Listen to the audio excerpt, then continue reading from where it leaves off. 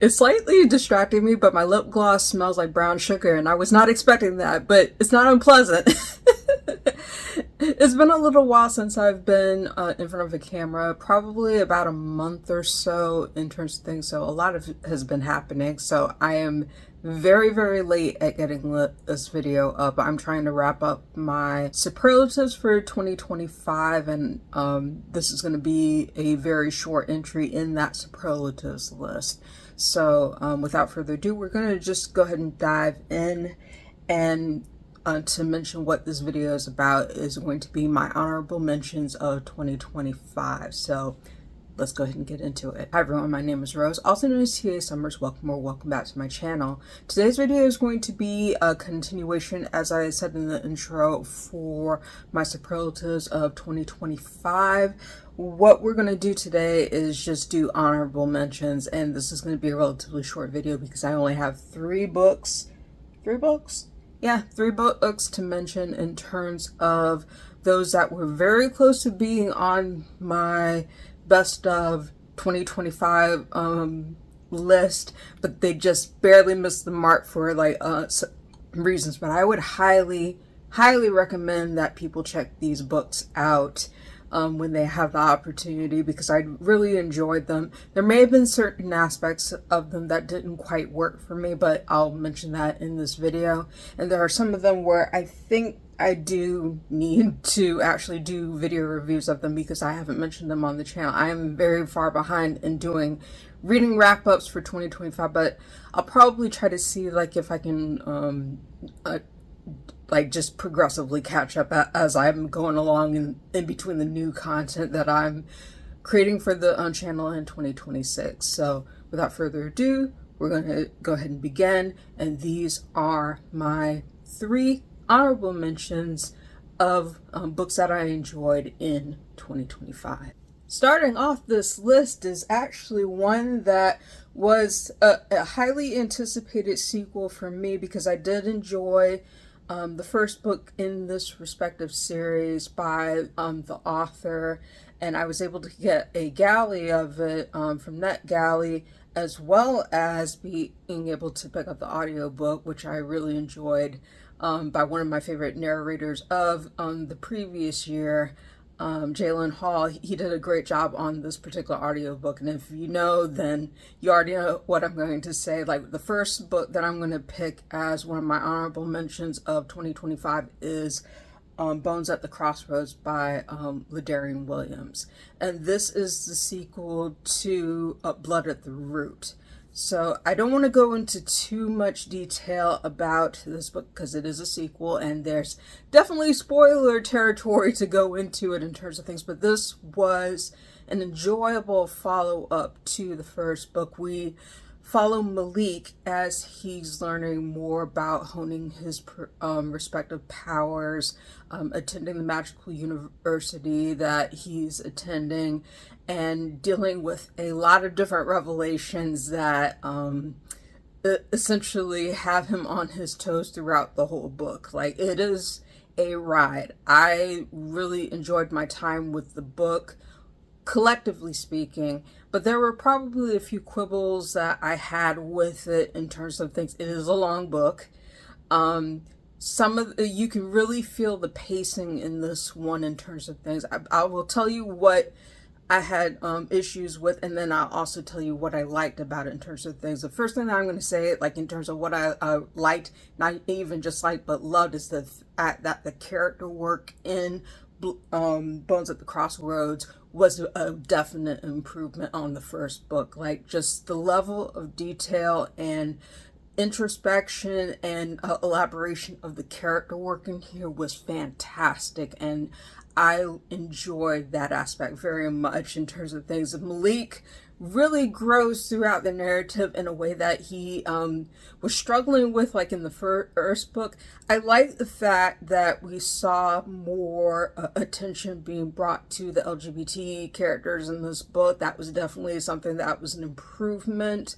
I also like the fact that there was a lot more introspection in terms of Malik's being able to get therapy after the events of the first book, and being able to talk about his issues and even cultivate a really nice relationship in the spectrum of this book. It was nice to see. It was also nice to see like various parts of lore being worked through this respective book, including a reference to a very major figure, John Henry, like put through this book. Though that's also kind of one of my issues with the book, but I'll get to that in a moment. But I really enjoyed the ride that this book took me on in terms of its overarching journey, and being able to see Homecoming, being able to see Malik do a lot of the different things that he was able to do with his magic in this. It was an interesting ride. So let's get into some of the things that kind of detracted it for me. On the mention of John Henry, in terms of things, I like the fact that his in terms of like his connection to the Black community and lore, African American culture specifically, I like the fact that he was brought into this. It is also a very interesting fact that he is Mama Aya's twin, and the respective role that he ends up playing in this. The problem I had with John Henry wasn't the interesting parts of his inclusion in terms of the lore and things. It was the fact that we saw so little of him. And there were certain things about his respective character that he was holding on to for way too long in the narrative, which made the narrative feel a lot longer than what it should have been. And when it comes to some aspects of the conflict, that was something that I had an issue with in terms of things, in terms of how that was dealt with, in certain pieces of information about John Henry's character and what his motivations were, and how that was carried forward through the novel. That was one of the things I had issues with in the book.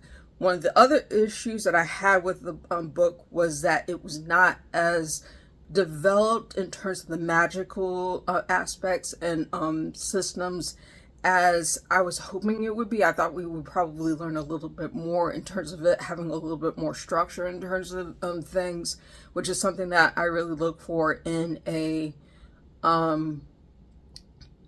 fantasy book, in terms of especially YA fantasy. It didn't have to be a complex system, that's not what I'm saying at all, but I thought that we would be able to see more introspective aspects of that in this novel, even for as long as it was, in terms of things. Like, I think the first book had hints in terms of it going into one direction, and it didn't really follow up as much with respect to that in this book. But even then, I still enjoyed the ride that it took me on in terms of things, even if the magic system wasn't as developed as I thought it would be for a second book in a series. But, you know, your mileage may vary with this one, and you can probably say that depending on what you're looking for, you can still enjoy it.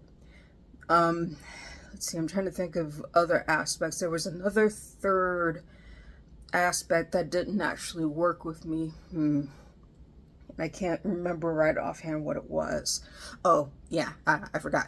The ending. The ending.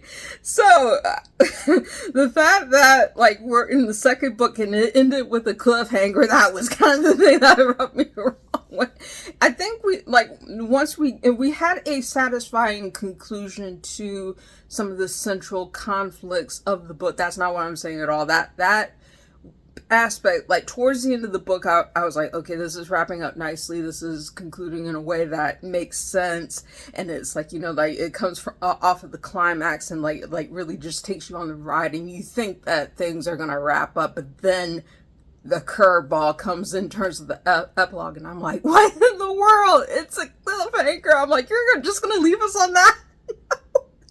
Yeah, I wasn't expecting it to go in that particular direction, and that was kind of something that bummed me, because I was like, oh, we could have ended at a certain point, but then this curveball happened, and now it's just like, okay, how is the third book going to begin? Because it's going to be in a super awkward situation for Malik, and I kind of feel bad for him in terms of what happens in terms of things. I don't know how many people how people will react to the ending of this book in terms of how it lands. Your mileage may vary. You may actually like the fact that it ended on such a very distinctive cliffhanger in terms of things, but for me, I was like, this was awkward. And I was like, I wish we ended a little bit sooner, and then I'd be like, okay, this is fine. But then I was like, what in the world happened with that? But yeah, your mileage may vary on it, but overall, I did like Bones at the Crossroads by Ladarian Williams, and I gave it 3.5 out of 5 stars. I think, like, I had originally given it like 3 out of 5 stars, but then I was like, no, there were a lot of improvements that were made to this respective book that I think, like, Ladarian definitely deserves credit in terms of being able to do them, especially with respect to critiques that existed for the first book in terms of things, in terms of the character work and presentation, in terms of things, and especially with the female characters in the book in terms of things. I thought that he did a much better job with the character work in Bones at the Crossroads versus Blood at the Root. So it was a marked improvement for that, but there were other aspects that I think kind of like landed in a way that didn't come off as strong as certain aspects of the first book, but we'll talk about it in another video, in a full comprehensive video and review of when I do Bones at the Crossroads by Ladarian Williams in terms of the review for that. But overall, I enjoyed it. 3.5 out of 5 stars. I think he did a phenomenal job, and I definitely would say that this is an honorable mention book for me for 2025. Definitely worth the time to pick up, and also definitely worth getting the audiobook version as read by Jalen Hall. Like, he did a great job on that. But overall, I enjoyed my journey with Bones at the Crossroads. Second book that I want to mention is Chlorine Sky by Mahogany L. Browne. This was a new author to me, and considering this was a verse novel, I had not picked up anything by Mahogany L. Browne beforehand, and this was a book that blew me away with respect to not only the fact that it was a very strong verse novel told in the perspective of a Black teen who's going through a lot of different things. I feel like the less I say about this book, the better, because it impacts a lot of things that happen in the life of its main character, and I'll also talk about it in another video in terms of specifics. But it really impressed me in terms of how well this respective verse novel was done. Like, just masterclass. A masterclass with the cadence, with the emotion, with the imagery, with everything else. It was an excellent first experience with the author's work in terms of things, and I definitely recommend it in terms of this YA verse novel, which does a lot of, and it's also a YA contemporary. It's not an easy read, but it is a very strongly asserted read that I really enjoyed being able to pick up. And I'm definitely planning on picking up more of Mahogany L. Browne's work. I think Mahogany L. Browne was actually longlisted for the National Book Awards. I don't know why she didn't make the short list. She had a book, and the title of that particular book is eluding me, but I'll put it up for your reference on the screen in terms of things. But it was a series of stories and poems that had to do with teens who had survived the COVID-19 pandemic, and a lot of the experience that happened during the pandemic in terms of things. And I thought that was a very timely book to be able. Why it did not shortlist at the National Book Awards, I have no idea. But I think it absolutely. I've read a good portion of it. I haven't quite finished it, but I'm planning on finishing it this year. But I really enjoy Mahogany L. Browne's respective writing. I would highly, highly recommend checking out Chlorine Sky. Especially for a teen who is going through a tough time, and it showcases very much, like very strongly in terms of what the falling out of a friendship looks like, among other things. And it was just emotionally poignant. I think I gave this 4.5 out of 5 stars, if I remember correctly, for my respective rating. I'll talk about it in more detail in another video, but this was just a wonderful read. So, Chlorine Sky by Mahogany L. Browne, 4.5 out of 5 stars. Definitely an honorable mention for my reads in 2025, and I'm looking forward to checking out more of her work. And the last book was a middle grade book that definitely surprised me in terms of things. I actually really enjoyed this co-authored middle grade book that was highly anticipated by two wonderfully celebrated authors in the genre, like in terms of things like just this wonderful mixing of both prose and art, and the fact that both of the styles of these two authors came together in a way that was so well done really made me happy. Of course, I'm talking about J vs. K by Kwame Alexander and Jerry Craft. Or, depending on the order of it, you could say Jerry Craft and Kwame Alexander. They had, like, kind of a feuding thing that was going on the cover of the book, as you can probably see from what the image that I'm showcasing here. But they did an absolutely phenomenal job of showcasing two kids who are eternal rivals against each other. They did such a phenomenal job of being able to mesh their respective styles together in terms of things. You have two kids who are essentially eternal rivals. One of them does art, the other one does writing and poetry and doing a bunch of different things. And they end up clashing on the playground and say, hey, I'm going to beat you in this upcoming contest that is supposed to be coming up, and we'll see who's the best. J versus K. Like, there was so much about this book that was just fun to read, and like I really enjoyed it. I thought it was funny. I thought it was also like really just like a good showcase of the kids in terms of like how they learn from each other. It does read a little bit long. That's one criticism I have of it. Another part of it was, I think there may be certain times when the narrative may feel unfocused for some kids who may pick it up because of some of the side stories that are within the narrative. But overall, I thought it was a fun time. I enjoyed it. And also this particular image that I'm going to put up here, which is one of the stills that were in the book, is just a mood. It was just a mood for 2025 for me in terms of things. I was like, just poor Kay having to get up at the crack of dawn to mow the lawn. He's just like, oh my God. It was funny, and I felt for him in terms of things. He's like, I just don't want to be doing this. I'm like, that's a mood. That's a mood.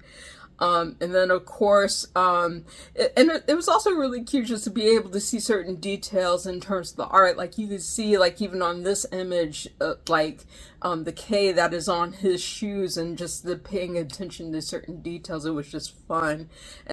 It was so funny, and it was so awesome in terms of being able to see these different styles blend together and being able to see these kids like in terms of like playing out their rivalry and how it ends up. Not in a way that they expect, but it's a fun journey regardless. And you might think that they have even more to feud about by the end of the story, but it's still a fun ride, and it was just very awesome just to be able to read. And I had a great time with it. But that is J vs. K by Kwame Alexander and Jerry Craft. I think I gave this 3.5 out of 5 stars just because of some of the pacing issues in terms of things, but it was a fun time. I can't complain.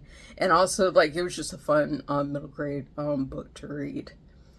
And as I'm getting through more middle grade stuff, I'm having a lot of fun being able to explore the age group even more in terms of being able to pick up books. And I hope in 2026 I'm able to pick up more. guess what, y'all? I lied. So this is going to be an addendum to my honorable mentions, which makes it 4 books instead of 3. I forgot to mention this one. This was a phenomenal read. I don't know if I gave a full review of this book on the channel, but this is, of course, from Christina C. Jones. This is one of her titles that are in her back catalog that I really, really strongly enjoyed, and it just barely missed being on my top 10 for 2025. Of course, I'm talking about Relationship Goals by Christina C. Jones. Yeah, I did talk about this one on the channel. I was just like, this really impressed me, both with seeing the showcasing of the relationship of the 2 leading characters, as well as the representation of sickle cell anemia, as well as other things in the book. I was just blown away by this respective story, and I thought it was I thought it was very charming and funny in moments, and other moments it was just very heartening. So, and it's just it's one of Christina C. Jones's more underrated books. I feel like if you have not had the opportunity to pick it up, I would highly, highly recommend being able to pick up this read. It's just exceptionally well done for Black romance, and also for what it respectively showcases in the respective story. I loved it. I absolutely loved it. I'm sad that I couldn't include it on my best of list because it just barely made it. I gave it, I think, 5 out of 5 stars, but there are other books and series in my best of list that are also either 4.5 or 5 stars, and this one just barely missed the cut. But I would say that of the 4 books that I mentioned on this honorable mentions list, this one's my favorite. This is an adult romance that just executed everything so very, very well, and I loved it. I loved it so much. My honorable mention list of 2025, these just barely missed making my best of list, but they were fun rides to be able to take, fun journeys, or even illuminating journeys to be able to witness and see. I enjoyed all these books. I would definitely recommend them, and I hope you have the chance to pick them up. So that is this video. Thank you for watching. If you like this video, please give it a thumbs up, hit the subscribe button, hit the notification bell to be informed of when I post new videos. Thank you again so much for watching. I hope you have a wonderful day, and I'll see you next video.